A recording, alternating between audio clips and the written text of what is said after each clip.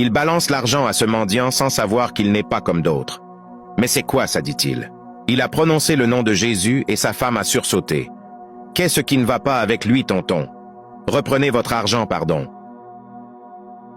C'est incroyable ce qui se passe là.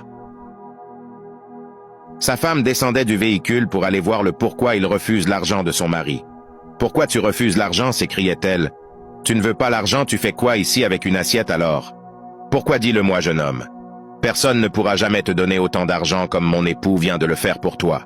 Si je vous dis la raison pour laquelle j'ai remis son argent, vous n'allez pas me croire. Mais je préfère le vous dire maintenant.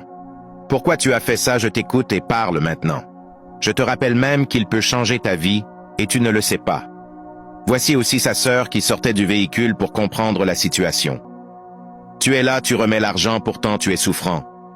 Dis-moi le pourquoi, alors je t'écoute. » Mais sa sœur a plutôt adopté l'initiative de discuter avec lui comme un ami pour qu'elle lui dise la vérité. « Je sais pourquoi je ne veux pas prendre cet argent et je suis vraiment désolé. J'ai même dit cela à votre grande sœur, mais elle ne fait que blâmer et me reprocher. Oui, moi je te le reproche parce qu'il s'agit de mon mari. C'est votre mari? Oui, pourquoi? Il n'est pas comme vous le pensiez. Quoi? Je ne sais pas pourquoi, mais quelque chose me dit que vous ne connaissez pas qui est votre mari et d'où provient son argent. Dites-moi maintenant ce qu'il fait dans la vie, votre mari, pour avoir autant d'argent. » Elle ne connaissait pas. C'est incroyable. Je sais qu'il se débrouille dans la vie et il fait tout ce qu'il voit. Elle ne connaît même pas la profession de son mari, vous imaginez ça, les amis? Arrête de parler, tu ne connais pas. Tu n'as pas répondu à ma question. Donc tu veux me dire que tu t'es marié à une personne dont tu ne connais même pas la provenance de son argent? Quel genre de femme es-tu, comme ça dit le moi? Je sais que vous n'avez pas encore d'enfant, ça fait 4 ans, si je mens, confirme-le moi. Non, non, vous ne mentez pas, c'est de la vérité. Voilà qu'elle n'était plus agressive parce que ce que le mendiant lui disait commençait à devenir pertinent. Je sais seulement qu'il m'a interdit d'aller à l'église et qu'il sort de fois très tard chaque nuit pour aller travailler je ne sais où. Il me comble d'argent chaque jour et voilà pourquoi je ne m'étais jamais posé de questions sur sa vie privée. C'est incroyable. Comment peut-il se marier avec vous et subitement il vous interdit d'aller à l'église pour adorer votre Dieu? Comment ça? Je vous dis que votre mari que vous voyez n'est pas une bonne personne. Ce n'est pas une bonne personne, vous devez me croire. Et cette fille, c'est qui pour toi? C'est ma sœur, c'est ma sœur. D'accord, je vois. Si vous êtes encore en vie aujourd'hui, ce n'est pas par votre propre force, je vous le dis. C'est grâce à elle que tu es encore en vie jusqu'à ce jour.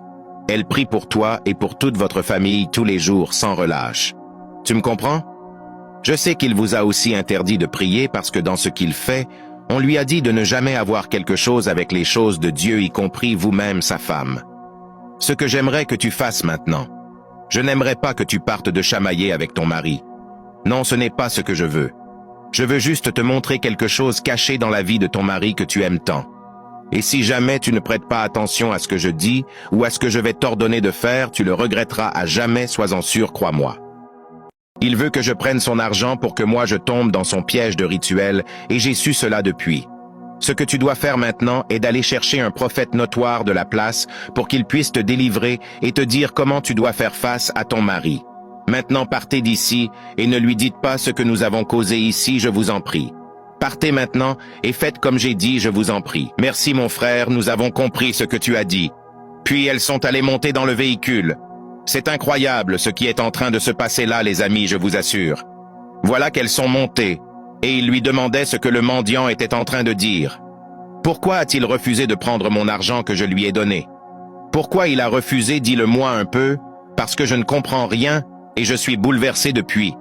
Il nous a rien dit du tout. Il nous disait seulement qu'il n'aime pas voir beaucoup d'argent comme ça et qu'il n'est pas habitué à recevoir ces sommes exorbitantes. Regarde toi-même comment il est souffrant là-bas et il fallait l'obliger de prendre l'argent pour aller se soigner et de changer de vie au moins.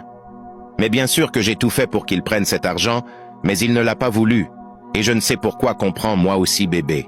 Pardon bébé, partons d'ici, ce n'est pas obligé que tu lui donnes cet argent, partons d'ici, pardon. Dis-moi ce qu'il vous a dit là-bas, et n'essaie même pas de me mentir. Ce mendiant vous a dit quoi? Parle, je t'écoute maintenant ma petite. Qu'est-ce qu'il a dit? Mais sa sœur lui fit un signe discrètement de ne pas parler. Il n'a rien dit, tonton. Pourquoi vous avez alors duré là-bas comme ça? Grande sœur l'obligeait de prendre l'argent pour aller se soigner et de changer de vie, mais il ne faisait que refuser, puis il nous a chassés. Il ne veut pas l'argent et ce n'est pas obligé que nous lui donnons cet argent, allons-nous-en pardon seulement. On ne part nulle part, tu comprends? On t'a pas appris à l'école comme dissuader une personne pour qu'elle renonce à sa décision? Mais quel genre de fille es-tu même comme ça? J'ai fait de mon mieux, tonton, et pourquoi vous ne faites que crier sur moi comme ça? C'est parce que je ne suis pas content de toi, ma petite. Moi-même, je vais aller le voir et lui parler. Puis, il est descendu de son véhicule pour aller lui-même en personne. Le mendiant avait raison, ton mari doit absolument remplir sa condition. C'est la première fois qu'il me parle comme ça pourtant, il ne m'avait jamais haussé le ton auparavant. Tu as raison, ma sœur. Ce mendiant est vraiment un voyant, et ce n'est pas de la blague ce qu'il raconte. Oui, ma sœur, s'il a déjà parlé sur ta vie privée, c'est que c'est un voyant, et c'est de la vérité ce qu'il nous a dit. C'est toi qui doutes encore comme tu le regardes, il ressemble à un menteur? Hein? Dis-le-moi. Il faut aussi apprendre à savoir discerner les choses. Tu es là, tu ne connais même pas ce que ton propre mari fait dans la vie, pourtant vous vivez sur le même toit. Je n'ai jamais dit qu'il ne dit pas la vérité, mais mon problème est de savoir comment il a fait pour connaître tout ce qui se passe dans ma vie et dans notre famille. Je propose plutôt que nous prenons son argent et nous le gardons pour régler nos besoins à nous deux. Pardon-moi, je n'aime pas le gros cœur et je ne veux pas prendre des risques. Toi, tu peux le faire, mais moi jamais je ne veux pas risquer ma vie, pardon seulement. Dis-moi exactement pourquoi tu as refusé de prendre mon argent, je suis bouleversé là. Je te rappelle que ce geste que j'ai fait pour toi dans ta vie, nul ne pourra jamais te le faire, et tu devrais plutôt me remercier. Tu es un mendiant, et ça se voit que tu souffres, et que tu ne vas pas bien. Dis-moi maintenant pourquoi tu as refusé l'argent, je t'écoute. Il est vrai qu'on ne se connaît pas, et qu'on n'a aucun problème mutuellement. Je ne veux pas de cet argent. Et vous savez le pourquoi je refuse votre argent, ne faites pas semblant, je connais très bien votre jeu. Si tu ne sais pas le pourquoi j'ai fait cela, je vais donc te le dire. Je vais te le dire. Toi-même, tu sais que ton argent n'est pas propre, ça c'est le numéro d'abord pour commencer. J'ai vu un autre visage de toi pendant que tu étais dans la voiture. Tu étais identique à un fantôme effrayant. Tu sais très bien de quoi je parle, mais tu ne veux pas passer aux aveux. Ce que tu fais là, on risque bientôt de te sacrifier là-bas un jour. Change maintenant comme je te parle. Je sais de quoi je te parle, et tu dois prendre cela au sérieux. Change avant qu'il ne se fasse trop tard pour toi. Lorsque tu m'as balancé cette liasse d'argent, une partie de mon esprit a réagi négativement envers toi. Je ne prendrai pas cet argent et tu ferais mieux de t'en aller d'ici maintenant très vite. J'ai compris. As-tu parlé de ce que nous sommes en train de parler à ma femme? L'as-tu dit quelque chose comme ça? Je ne suis pas obligé de répondre à tes questions et tu ferais mieux de t'en aller d'ici, pardon. Va-t'en d'ici maintenant, sinon je vais crier et on viendra t'arrêter.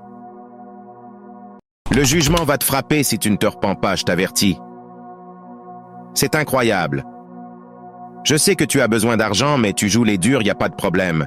Tu ne sais même pas ce que tu rates et tu dois réfléchir avant de me chasser comme tu le fais là. Je n'ai rien à réfléchir et tu dois t'en aller maintenant car tu es une mauvaise personne. Je ne veux plus causer avec toi, pardon, va-t'en d'ici maintenant. Va-t'en maintenant. Je sais que je suis un mendiant et que je souffre, mais je ne prendrai pas ton argent. Voici la dernière fois que je te demande de t'en aller, sinon je vais crier ici et tu ne me reconnaîtras plus, je t'avertis. Va-t'en. D'accord, j'ai compris. Ma sœur, le voilà qui arrive. Elles se sont dispersées pour qu'ils ne suspectent rien entre eux deux. Y a pas de problème. Tu vas le regretter, je te le dis. Puis il est monté dans son véhicule tout déprimé pour s'en aller.